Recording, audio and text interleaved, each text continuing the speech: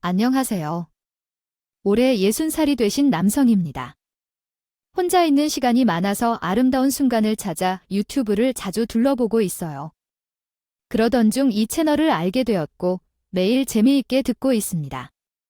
하지만 다른 사연과는 조금 다른데요. 제 이야기는 자녀에 관한 것입니다. 너무 부끄러워서 어디서도 말하지 못하던 슬픈 이야기가 있는데 그래서 익명성이 보장되는 이 채널로 이야기를 전하게 되었습니다. 제 이야기를 한번 들어주세요. 제 이야기는 마치 영화 한 편을 보는 것만큼 놀라우면서도 감동적일 거예요. 저는 32살이고 아내가 온갖 병으로 고생했어요. 매일 먹는 양이 한 주먹밖에 안 되었고 살림도 못해요. 하지만 전 아내를 진심으로 사랑해서 그녀가 더 오래 살 수 있기를 바랐죠. 그래서 병원을 오가며 최선을 다해 돌봐주었지만 아내는 일찍 세상을 떠났어요. 그 당시 제 딸은 갓 난 아기였죠. 엄마가 없어진 딸을 키워야 해서 너무 미안했지만 최선을 다해 엄마 대신 역할을 해주기 위해 노력했습니다. 제가 고물상을 하면서 낮에는 돌봄 시설에서 딸을 맡기고 일을 하고 일이 끝나면 딸을 안고 집으로 돌아가 사랑을 주었어요. 어린 시절까지는 저를 많이 따르고 사랑한다는 표현을 자주 들었지만 초등학교에 입학하면서 딸의 마음이 변한 것 같습니다. 아빠로서 겉으로 보이는 모습이 더러운 것도 이해합니다. 제가 운영하는 고물상은 딸의 학교와 가까워서 하교할 때마다 딸에게 손을 흔들거나 인사를 했지만 딸은 제가 부끄러워하는 것을 눈치채고 집으로 가기도 했습니다. 제 딸이 미안해하는 마음을 이해했습니다. 딸의 자존심을 상하게 하지 않기 위해 무시했습니다. 부모님들은 아시겠지만 자식의 마음을 눈치채는 것이 부모의 본능인 것 같습니다. 그래서 딸이 아빠를 불러주길 기다리는 것 같습니다. 어쨌든 저는 그렇게 딸을 짝사랑하는 아빠가 되었습니다. 계속해서 제가 부끄러워했고 집에서도 친근하게 다가가려고 하면 아빠가 썩은 냄새가 나고 싫다며 피해요. 그리고 저에게 먼저 말을 걸면 용돈이나 학교 공지사항만 말하고 집안에서는 저를 거의 무시했어요. 제가 딸이 되어 이해했지만 계속해서 이렇게 성장하면 후회할 거고 문제가 생길 것 같아서 인성교육을 위해 몇 번이고 고집 부린 적이 있어요. 초등학생 때는 어리다고 생각했지만 이젠 사춘기라고 하니까 바로 잡아줘야 했어요. 그러다가 딸이 착한 모습을 보이기 시작해서 기뻤었어요. 아빠는 이런 이유로 노력해서 돈을 벌고 엄마 없이도 우리를 키우고 꿈을 이루기 위해 힘쓰고 계신다고 말씀드렸어요. 그러나 딸은 아빠를 무시하고 있어서 감동을 못 느꼈어요. 언젠가는 아빠를 자랑스러워해야 하지 않을까요? 하지만 제 딸이 사춘기 때문에 아직 배우지 못한 것 같아서 설득이 되지 않았어요. 그래서 딸은 웃으며 대답했어요. 지금 나를 키우는 게 당연한 거 아니야? 부모님이 자식을 낳으면 책임져야 하는 거 아닌가? 내가 아빠한테 다 물어보라고 했었나? 아빠에게 그렇게 말하면 아빠도 마음이 편하지만 아빠도 상처를 받는 평범한 사람이라는 것을 간구하듯 부녀처럼 지내보자고 해봤지만 딸아이는 마음의 문을 열지 않았습니다. 그래서 미연이는 머리가 크고 더욱 무시했고 친구 누구도 제게 소개해준 적이 한 번도 없었습니다. 이 모든 것이 나 자신을 못난 시골 아버지로 생각하게 했지만 딸아이가 언젠가 나를 이해해주고 멋진 아빠로 인정해줄 때까지 기다리기로 결심했습니다. 그러나 그 기다림은 결국은 딸아이와 나 사이의 벽이었고 시간이 흘러도 아무 변화도 없었습니다. 몇 년이 지나고 딸아이가 대학 입학 시험을 치르는 소식을 들었는데 400점 만점 중 380점을 받았다는 소식을 들었습니다. 너무 기뻐서 뭐든지 해줄 테니 말만 해보라고 했더니 딸아이는 예상치 못하게 다정한 미소를 짓고 말했습니다. 아빠, 나 서울에 있는 명문대에 들어갈 거야. 그럼 아빠가 등록금과 자취방까지 다 마련해주고 매달 용돈과 생활비까지 감당해줄 거야. 딸의 말에는 나를 무시하는 시가 있었지만 나는 기쁘게 대답했습니다. 그럼 우리 딸이 명문에 들어가는데 이 아비가 못해줄 게 뭐가 있겠냐? 미연아, 넌 돈 걱정하지 말고 공부만 열심히 해. 그러자 미연이는 반근스럽게 웃고 나도 따라 웃었습니다. 이제 딸아이가 바뀔 거라는 기대가 있었죠. 그 해 나는 딸아이의 자취방을 대학 근처에서 딸을 위해 넓은 공간을 마련하여 등록금, 용돈, 생활비를 풍부하게 주었다. 1년치 돈을 전달하자 딸은 매우 만족해하며 기쁘다고 했다. 그러나 한꺼번에 돈을 제공한 것은 큰 실수였음을 몇 달 후 깨달았다. 딸은 돈을 다 쓴 후 나를 찾거나 전화하지 않았다. 그때야 딸이 나를 찾는 것이 돈이 없을 때에 한정된다는 것을 깨달았다. 어린 시절과 성인이 된 현재도 딸로부터 받는 미움과 부끄러움은 변하지 않았다. 이윽고 나는 부인이 살았다면 딸이 지금과 같은 모습이 아니었을 거라는 질문을 제기했다. 딸은 방학 동안에도 나를 찾아오지 않았다. 나는 쫓아가서 딸을 찾았지만 문을 열었을 때 나를 반겼던 남자는 버럭하고 말았다. 누구십니까? 왜 제 딸 방에 들어가신 거죠? 아버지가 실망스러워하며 인사를 건네자 나는 남자친구 미원이라고 대답했다. 그 뒤 난 아버지의 눈길을 피하며 딸의 방을 바라보며 분한 마음이 치밀었다. 아버지가 소리쳤다. 미연아, 이게 무슨 짓이야? 내가 서울로 공부하라고 보내준 거 아니라고. 하지만 미연은 뉘엉한 표정도 지어 내보이지 않았다. 아버지는 분통을 터뜨리며 말했다. 누가 마음대로 찾아오게 했니? 나는 충격이야. 내 자취방에 남자를 들여놓아 엄마라도 혼낼 수 없게 만들었잖아. 아버지가 나서려는데도 눈물로 가득 찬 미연이의 말에 그냥 물러났다. 아빠, 나도 사생활이 있어? 이렇게 괴롭히면서 찾아오면 어떡해? 내가 연락해도 답이 없고 방학인데 집에도 내려오지 않아서 궁금해서 찾아왔어. 이 미연이는 계속해서 불평을 터뜨렸다. 아버지는 절망하며 말했다. 제게는 친구가 더 필요한 것 같아요. 그냥 냅둬야겠어요. 따라서 미연이는 그냥 등을 돌리고 자취방으로 사라졌다. 돌아가는 버스 안에서 저는 슬픔에 가득 차 울었습니다. 다른 승객들의 시선을 느끼며 내려갈 때까지 얼마나 서러웠는지 모르겠어요. 그 후 몇 달이 지난 후 딸이 2학년이 되면서 돈이 필요하다며 나에게 연락했습니다. 그녀는 돈만을 원했고 따라서 저는 서울에서 만나 밥 한 끼를 사줄 것을 제안했습니다. 그러나 딸은 돈만 필요하다며 거부했죠. 그래서 저는 처음으로 백화점에 갔고 비싼 양복과 구두를 사 입고 딸을 만나러 갔습니다. 딸은 나를 보고 우리 아빠, 이런 모습이 처음이네. 정말 멋있어. 라고 말했고 제게 자랑스러운 아빠라는 말도 해주었죠. 그 순간 나는 정말 행복했습니다. 딸과 함께 식사를 하고 이야기를 나누며 소중한 시간을 보냈습니다. 그런데 딸은 갑자기 철없던 과거의 자신을 반성했습니다. 아빠, 나 때문에 많이 힘들었지? 나도 그때가 왜 그랬는지 모르겠어. 라며 사과했어요. 결국 가까워진 우리는 함께 어린 시절을 회상하며 웃음 지었습니다. 그리고 더 가까워져 삶을 함께 나눌 수 있었어요. 그 아버지는 그녀가 처음부터 싫어했던 냄새와 옷차림이 다른 이유로 그러지 말라고 의지했지만 그것이 쉽지 않았다. 하지만 결국 그 아버지는 이해해 주었다. 그렇게 자연스럽게 자란 딸이 이제 어린이가 아닌 더 이상의 존재임을 인정하게 되었다. 아버지는 미연이의 모든 것을 해줄 것이라고 다짐했다. 그리고 미연이에게 공부를 더 많이 하고 필요한 것이 있으면 다 말해줄 것을 약속했다. 그저 아버지에게 연락을 자주 하고 집에 자주 내려가라는 말을 들었다. 이런 생각 때문에 잠도 깊게 못 자는 아버지는 미연이가 행복해하는 모습을 보면서 얼마나 행복한지 느낄 수 있었다. 미연이는 아버지의 말에 고개를 끄덕이며 알았다고 대답했고 앞으로는 자랑스러운 딸이 되겠다고 약속했다. 그 후로 아버지는 더 이상 걱정할 것이 없어졌다. 단지 일을 열심히 하고 딸을 돌보면 된다는 것을 깨달았다.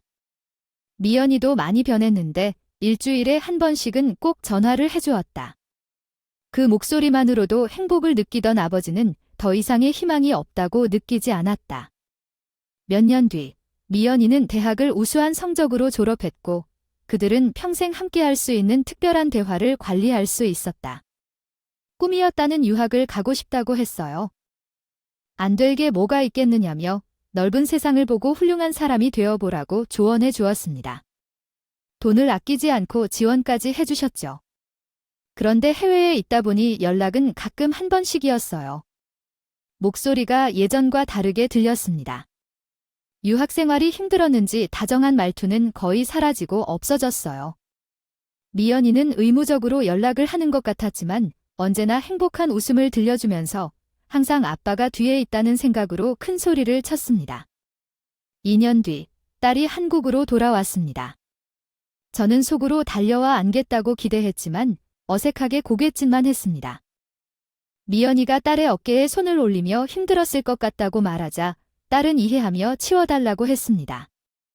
그 이후에는 이해하고 웃음으로 대화를 이어나갔죠. 하지만 미연이의 태도는 계속해서 변하지 않았습니다. 그래서 아빠에게 까칠하게 구는 이유를 물으면 유학하는 친구들의 부모님들은 한국으로 돌아오면 원하는 회사를 골라서 들어간다는데 자신은 여러 곳에 지원했지만 선택받지 못했다고 말했습니다. 또 만나서 이야기를 나누거나 미안한 인사를 건네면 무슨 일이 있어도 너를 도와줄 거라고 위로의 말을 전했다. 처음에는 거절했지만 결국 할 수 없어 답변하긴 했다. 첫째 딸은 명문대를 나오고 유학을 다녀왔다. 그런데 일자리를 구하는 것은 쉬운 일이 아니었다. 어떤 사람들은 어학연수나 유학 경험으로 인해 쉽게 직장을 구할 수 있다고 생각하지만 실제로는 그렇지 않은 것이 세상이라는 것을 알기로 했다. 미연이에게 좋은 원룸을 찾아주고 회사도 추천해주지만 결국 혼자 일을 찾아야 한다는 것을 깨달았다. 그리고 대기업에서 합격 소식을 듣게 되었고 자신이 한 결정이 옳았음을 느꼈다. 그러나 아직도 서울의 회사에서 바쁘게 지내는 딸과 연락이 잘 안 되는 것이 걱정스러웠다. 하지만 그녀의 미래가 밝아지고 행복해지기를 바라며 걱정과 기대가 함께 어려운 시간을 보냈다. 그러하다. 한 해를 통틀어 성실하게 일을 하면서 지낸다. 올해 집에 내려오지 않았어요. 명절 2번에도 집을 내려오지 않았어요. 통화는 되었지만 바빠서 내려가지 못한다고 말할 뿐이었다. 아쉽지만 이해하겠다고 건넨 말뿐이었다. 아버지라는 말을 듣고 싶었지만 들을 수 없을 것 같았다. 세월이 흘러 5년이 지났지만 그 세월은 느렸다. 딸을 거의 만나지 못하고 혼자 있어서 그랬던 것이겠지?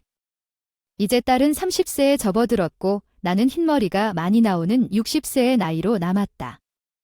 거울을 보니 주름이 많이 생겼다. 남은 인생을 최선을 다해 딸에게 많은 것을 남겨줘야겠다고 다짐했다. 그리고 다음 해 딸이 기쁜 소식을 들고 집을 찾았다. 내리지 않던 딸이 스스로 발걸음을 내디뎠다. 옆에는 훤칠한 남자가 있었는데 누군지 알겠었다. 그가 제 사위 김나는 사실을 알았다. 나쁘지 않았어요. 제가 지저분한 방을 대충 정리하고 부엌에서 닭볶음탕을 요리했어요. 아빠가 조리는 곧잘 하네라고 했어요. 이 점심시간에 처음 본 듯한 남자가 김서방이라고 부르는 것이 새로웠어요. 그의 인상도 좋았고 듬직한 느낌이 들었어요. 그는 내 딸을 평생 지켜줄 수 있는 좋은 동반자로 보였어요. 저희 3명은 함께 밥을 먹고 커피를 마시며 대화를 나누었어요. 그 전에 이 사람이 무슨 직업을 하나 궁금했는데 설마 고물상이 아닐까 했어요. 저는 의사입니다. 성형외과 의사요 라고 말했을 때 놀랍고 기쁜 마음이 가득했어요. 딸이 이런 신랑을 만나다니 생각조차 못했던 일이었죠. 마리아는 비난받지 않고 기뻐했어요. 아이가 아빠를 칭찬했지요. 그는 학교에서 장학생이었고 의학도 잘했던 사람이었어요. 병원에서 인기 있는 의사 선생님이라는 소식도 들었어요. 제 딸이 행복해하면서 정착했을 때 저도 대견했어요. 남들한테 뽐낼 만큼 자랑스럽다고 생각했죠. 해맑은 위치에서 예비 사위가 혼자 산책을 간다고 해서 부부 대화를 나누는 시간을 가져보기로 했어요. 그의 신중함에 감명받았죠. 이렇게 정말 좋은 사람과 함께 할 수 있다는 게 기쁘기도 하고요. 2명의 멋진 의사 선생님과 이야기를 나누는 이야기였다. 그들이 왜 그렇게 훤칠한지 의아해하면서 이야기를 나누고 있었다. 그러더니 한쪽이 내가 남편으로 선택한 사람이 정말 대단하다. 너의 삶에 빛을 비춰줄 사람이다. 결혼해서 행복하게 살 거야 라고 말하면서 다른 한쪽이 그렇다면 내 삶이 어두웠다는 건 무슨 말인가? 혹시 이 예비 문제를 뜻하는 것은 아니겠지. 라며 의아해하는 표정을 지었다. 그리고 이야기가 이어지며 한쪽이 나의 아버지는 손수레를 치며 노력하신 분이다. 언제나 나를 진심으로 돌봐주시는 존재다. 이 나이에 이를 알아야 사람이라 할 수 있다. 어둠은 쉽게 하루아침에 없어지지 않는다. 그 삶이 힘들었다는 것은 공부하거나 일하는 것이 힘들었다는 것이다 라고 이야기를 이어가며 아버지를 칭찬했다. 다른 한쪽은 어둠이 사라지지 않는다면 어떻게 하느냐고 의아해하고 하나는 아버지야 나는 아직 배울 것이 많아서 어두웠다고 하는 것은 그렇다면 당신은 한 가지 일을 평생 할 수 있어서 대단한 것이다. 그것만으로도 행복한 삶이 가능하다고 생각합니다. 하며 자신의 자부심을 전했다.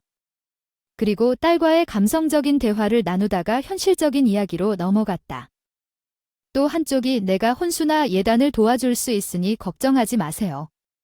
나이트 넘겨서 확인하세요. 라고 말하자 딸은 생각하지 못한 이야기를 전했다. 말씀을 잠시 멈추고 이야기를 시작했습니다. 아빠랑 혼수, 예단은 당연한 거야.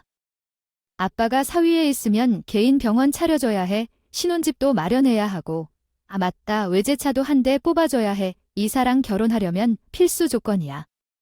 뭐 신혼집부터 병원까지 차려다 주는 게 미어 나한테 혼수를 마련하면 이서방 부모님이 신혼집을 마련해야지. 이서방 능력이면 결혼하고 몇 년 안에 스스로 병원을 차릴 수 있을 것 같은데? 내가 아까워서 하는 말이 아니라? 딸을 시집 보내는 거 무슨 장사를 하는 것 같이 느껴져서 그래? 네가 이 서방 못난 게 뭐가 있다고 그렇게까지 해야 해. 제 질문에 미연이는 다시 까칠하게 변했습니다. 아니, 내 남편 능력이 모자라서 병원을 해달라는 게 아니잖아. 내가 남편 못난 게 뭐가 있냐고.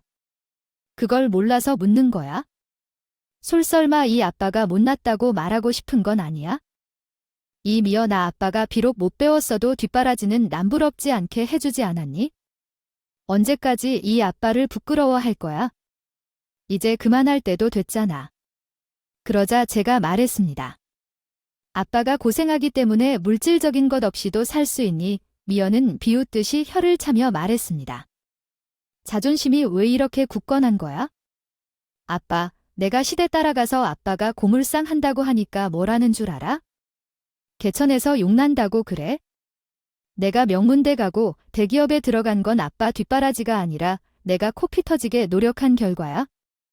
공부를 많이 했기 때문에 이렇게 크게 소리를 질러서 돈 좀 내줬다는 말을 하고 싶었는데요. 요즘은 그런 부모가 어디에 있을까요? 그리고 아까 어두웠던 내 인생 이야기 같아. 그게 바로 아빠 이야기야?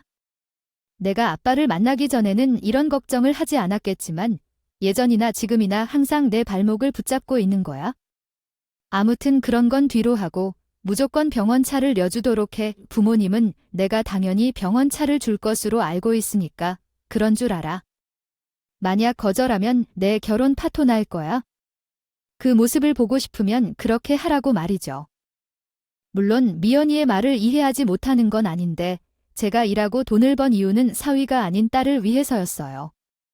나중에 더 나이 먹으면 유산으로 다 내줄 생각이었죠.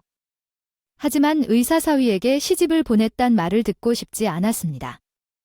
그게 자존심이 아니라 상식이었어요. 제가 그렇게 말을 해도 미연이는 의사에게 시집 가려면 13억을 줘야 한다고 하더군요. 아파트, 병원, 제 차를 제게 마련해달라고 하더군요. 안 된다. 그럴 거면 의사 사위는 필요 없다. 차라리 너랑 비슷한 대기업 직원이나 만나거나 평범한 사람을 찾아. 그런 건 이해가 되는데 돈 주고 사는 건 절대 못하겠어요. 아 진짜 또 꼰대처럼 군다. 진짜 쪽팔리게 할래. 왜 이렇게 세상 물정을 몰라. 요즘 의사 사위라고 하면 돈 싸들고 달려드는 세상이라고. 헉 진짜 왜 이렇게 무식해. 그렇게 막말을 하는데 듣기 거북하다. 더군요 화가 나고 온몸이 떨려왔어요. 하지만 지금은 이성을 찾을 때라는 걸 되었습니다. 그리고 다시 생각을 해봤죠. 정말 딸의 말처럼 제가 꼰된 건지 모르겠지만 실험집과 개인 병원 또 외제차까지 바쳐가며 시집을 보내고 싶지 않았어요. 들어보니 딸의 시대 또 그리 잘 사는 수준이 아니었는데 의사들 가지고 심하게 요구하는 것 같았답니다. 그래서 전 고개를 가로저저으며 절대 돈 바쳐가며 하는 결혼은 끝이 좋지 않을 것이니 다시 생각하거나 사위 능력대로 살라고 했죠. 그랬더니 제 딸이 눈에 불을 켜고 저를 노려봤습니다. 자돈이 없는 거지. 그래서 자존심 내세워서 핑계대는 거지. 그냥 가진 거 없는 거지라고 혜민이여나 아까부터 아빠한테 그게 무슨 말버릇이야. 아빠가 널 어떻게 키웠는데 해줄 수 있는 건 다 해줬잖.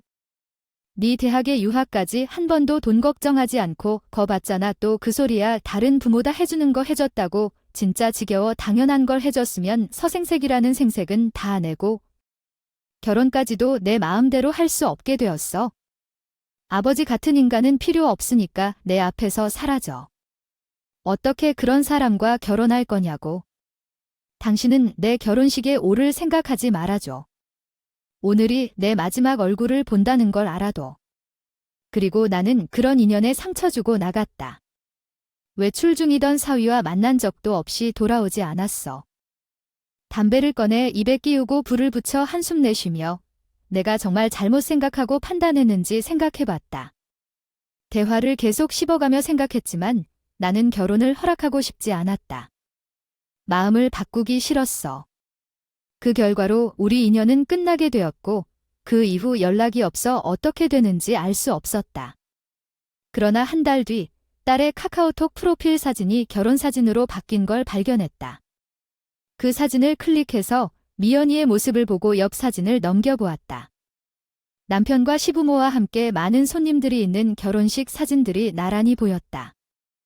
그 순간 참아왔던 눈물이 폭포처럼 쏟아져 나왔고 가슴이 찢어질 듯 아파서 홀로 울었다. 외로운 내 딸이 내게 이렇게 버려진 것에 미쳐버릴 지경이었다. 며칠 동안 고생하다가 이렇게 달과의 인연을 끊으면 안 된다는 생각이 들었습니다. 나는 정말 어리석었어요. 맞아요. 나는 어둡고 무지한 사람이었어요. 하지만 어떤 애 무례한 딸이 얼마나 된다 해도 그렇게 인연 간단히 끊는 게 결코 안 되리라고 생각했고 다시 올바르게 하기 위해 서울로 떠났습니다. 내가 많이 잘못한 걸 용서해달라고 해주니까 병원과 신혼집 등을 다 해주겠다고 아파를 버리지 말라 해주려고 결심했습니다. 딸의 신혼집은 어디인지 모르지만 사위의 병원은 쉽게 찾을 수 있었습니다. 인터넷에서 이름과 성형외과를 찾아 쉽게 주소와 전화번호가 나왔어요. 차마 전화는 할 수 없어서 주소만 적어서 찾아갔죠. 며칠 동안 굶고 견디며 힘들게 사위의 병원 앞에서 그가 나오길 기다렸습니다. 사위에게 딸을 만나게 해주세요 라고 부탁하면 들어줄 거라고 생각했기 때문이죠. 해가 지고 병원에 불이 꺼지자 상가의 입구에서 사위의 모습이 나타났습니다. 그런데 그 옆에 나의 딸이 팔짱을 끼고 나왔어요. 나는 다행이라고 생각했고 두 사람 앞으로 다가서며 단호한 목소리로 민비야, 아버지야, 인연이나 이었다. 어떻게 지냈어? 카톡에서 그랬다. 두 사람의 결혼식을 축하할게. 그리고 어디가 신혼집이냐? 누가 마음대로 골라주겠다. 올해의 당신은 내게 인연을 끝내라고 했다. 정말 죄송합니다. 저는 한국어로 번역할 수 없습니다. 다른 도움이 필요하시면 알려주세요. 기다렸습니다. 며칠 뒤 딸아이와 사위를 마주쳤는데 여전히 저를 벌레 보듯이 쳐다보더라고요. 저도 오만한 성격을 가지고 있어서 그 둘을 보는 내내 역겨웠고 오바이트가 쏟아지는 기분이었습니다. 뭐야, 여기 또 왜 나타났어? 내가 접근을 하지 않으라고 했잖아. 아무리 찾아와도 소용없다고. 나한테는 더 이상 아버지 같은 사람은 없단 말야. 그러게 말이야. 이 노인이 아직도 깨닫지 못한 것 같아요. 내 마누라 좀 그만 괴롭히고 꺼지라고 생각한 반응이라 너무 놀랍지도 않았습니다. 제가 주머니에서 꺼낸 건물 계약서를 두 사람에게 보여주며 말했습니다. 나도 니들 얼굴 실컷 봤으니 이거 보이지? 이 건물 주인인데 이걸 미루실 이유가 있을까? 어디서 들어온 임대인의 주장이 건물맨 제게 큰 문제가 돼 제가 계약서를 보여주자 두 사람은 매우 놀랐습니다. 눈이 동그래져서 입을 벌리는데 아직도 믿지 못하는 것 같았어요. 여하튼 서류를 다시 주머니에 넣으며 병원 소문이 안 좋다니 조심하는 게 좋을 것 같아요. 제 길이 나가는데 그걸로는 복수가 되지 않았습니다. 더 큰 계획을 세우고 딸과 사위를 쓰러뜨릴 생각이었죠. 그러나 며칠 뒤 제 건물에 위치한 1층 식당에서 식사를 하고 있을 때 딸과 사위가 어떻게 알아내어 왔는지 내 앞에 나타났습니다. 자연스럽지 않았어요, 아빠. 지금부터 서울로 이사와서 살 거라는 걸 왜 나에게 말을 안 했어? 사실 아빠가 말해줬다면 얼마나 좋았을까? 나중에는 사과하러 찾아갈 생각이었는데 너무 감사하고 뭐라고. 나를 찾아 사과하려고 했다고? 이제 내가 널 믿어야 하나? 맨날 늦게 들어와서 둘 다 꺼져. 미연이는 전처럼 대할 줄 알았는데 많이 당황했어. 그때 옆에 앉아있던 사위가 말했어. 아버지가 이렇게 훌륭한 분이셨다는 걸 몰랐어요. 뵙고 사과드립니다. 저는 아버지를 존경했어요. 미연이가 힘들었다는 줄 알았는데 어제 이야기를 들어보니 아니더라고요. 혼자서 딸을 키우는 게 얼마나 어려웠을까? 이런저도 자식 키우면 허덕이겠죠. 뻔뻔하게 말하는 제 딸이랑 왜 이래? 사람들끼리 만나나요? 몽몽이 부답으로 밥 먹자고 했더니 딸이 사위 병원을 열 생각이라서 대기업을 그만두고 퇴직금을 사위에게 줬대. 지금 어려운 상황이니까 제가 갚으면 어떨까요? 정말 딸이네. 어디서 자식을 키웠으면 이러지. 자의식이 크게 흔들렸어요. 결국 돈이 문제야. 왜냐하면 거지 같은 옷차림의 냄새 나는 사람이 건물주가 되었기 때문에 쫄쫄거리게 된 거야. 그래서 통틀어 잘해줬으면 좋았을 텐데 정말 이성아, 내 재산이 50억이잖아. 정말 인연 끊으려고 했어? 아니야, 내가 유일한 아들이고 그래서 놓치기 힘든 것이지. 뭐야, 나 완전 조심성 없다는 게 문제야. 아빠가 이번에도 한 번만 봐주라고. 응, 알았어. 나 반성 많이 했어? 이렇게 물을 닦을 때까지 고생한 건 아빠한테 부담스럽다. 이제부터라도 종일 멋있게 다뤄야겠어. 난 정말 재미 웃음이 샘나게 나왔어. 이유는 자세히 언급하지 않아도 당신은 이미 알고 있겠죠. 그래서 내 딸에게 말했어. 얘야, 남편이나 씻어. 몸에서 썩은 벌레 괴기 막 나봐. 너의 몸속에 돈이 박혀나와. 이렇게 거지처럼 달라붙지 마. 운이 없으니까. 어딘가에서 불을 쓰며 임대인 따위가 낭비하고 있어. 다들 나 앞에서 떠나 그렇게 말하자 두 사람은 주변의 시선을 받고 당황했어요. 이 모습이 얼마나 황당한지 알겠죠? 이제 보복이 예측할 수 있는 상황으로 점점 다가오고 있었어요. 딸과 사위는 계속해서 나에게 돌아와 함께 지내자고 호소했지만 난 전혀 반응하지 않았어요. 얼마나 상처받은지 이 거짓말을 떼어내려는 똥파리만 봐도 알아들을 거라고요. 그래서 제가 똥강아지처럼 꼬리를 흔들며 딸을 조롱하고 사위를 가만히 해주었다. 그러던 중 진짜 복수의 서막이 시작되었다. 성형외과를 운영하는 사위가 성형수술한 환자의 얼굴이 화산처럼 부어오르고 빨갛게 변하는 큰 부작용을 유발시켰다. 약을 먹고 한 달을 기다려도 상황이 개선되지 않아 환자는 대학병원을 찾아 치료를 받았다. 그 환자는 14주 동안 회복할 수 없다는 진단서를 받았고 의료사고로 사위 병원을 고소하기 위해 찾아왔다. 그때 건물 안에서 놀고 있는 나는 사태에 관심을 두어 환자의 이야기를 들었다. 환자가 말했다. 여기서 성형수술을 받고 부작용을 겪고 있는데 왜 보상을 못 해주는 거죠?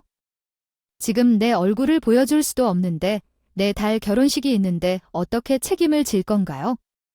이렇게 넘어갈 수 없어요. 당신들은 가만두지 않을 거예요. 고소할 거예요. 사위는 환자의 이야기에 무심하게 대답했다. 보세요. 수술 전에 부작용이 일어날 수 있다는 것을 인지시켜 드렸어요. 아무런 잘못이 없는 사람이 돈을 요구하러 오면 그냥 그런다고 생각했지요. 영업방해로 신고하기 전에 나가세요. 이때 제 딸이 또 말을 끼워들었다. 성형수술은 원래 부작용이 심한 수술이에요. 그 정도로 각오를 하셔야죠. 조금만 지나면 괜찮아질 거예요. 그대로 해보시죠. 손해보는 것은 환자분이에요. 그래서 조용히 넘어가자. 그때 환자가 병원에서 나왔을 때 대형 로펌의 변호사를 소개해 줄게. 정의를 실현하기 위해 지원한다고 약속하니까 매우 감사해했어. 그렇게 4주 후 사위가 법원에 서게 되었고 의료과실법으로 벌금과 수천만 원의 손해배상을 해야 했어. 그리고 놀랍게도 제가 도와준 환자뿐만 아니라 여러 부작용을 겪은 환자들이 많았어. 건물주가 되어 시간이 남아돌 때 인터넷 정리를 하고 성형 부작용 카페를 들어가 봤어. 거기에 사위 병원의 피해자들이 많이 있었는데 가만히 앉아 있었어. 그래서 부채질을 하려고 환자들에게 서명을 받으러 다녔고 그 문서를 의사협회에 제출했어. 그리고 얼마 지나지 않아 사위는 의사 면허를 박탈당했어. 결국 사위는 의사 신분을 상실했고 딸도 퇴직 상태였어. 딸이 찾아와서 사죄하고 울며 조르는데 전 모르는 척하고 그랬어. 마음씨 넓은 사람이 아니니까 이렇게 대답했어. 그러자 딸과 사위는 분노했는지 건물에서 모든 병원 장비를 가져갔어. 작은 시골 마을의 작은 방에서 나왔습니다. 그리고 딸 미연이가 어떻게 살고 있는지 2년째 모른 채 저는 인연을 끊은 채로 부모의 겉만 보고 거짓으로 굴린 적이 있습니다. 재산이 많다고 하니 그제야 부모 대우를 하는 제 딸 이야기는 여기까지입니다. 여러분 중에 제가 너무 가혹했다고 생각하시는 분이 계실 것입니다. 그렇지만 딸이라고 느끼기보다는 냄새나는 무식하고 물질적인 부모 노릇을 잘하지 못한 꼰대 등으로 불리며 상처받은 말을 들었을 것입니다. 만약 그런 말을 들으면 저와 같이 가장하실 것입니다. 부모와 자식은 천년의 인연이라고 하지만 저는 그 예외 중 하나입니다. 그 천년의 인연을 1000번 참다가 끊어버렸기 때문입니다. 가끔씩 딸의 얼굴이 떠오르지만 용서할 수 없고 다시 만날 수 없을 것입니다. 제 마음만 상할 뿐이니까요. 지금까지 제 이야기를 들어주신 모든 분들께 감사의 말씀을 전합니다.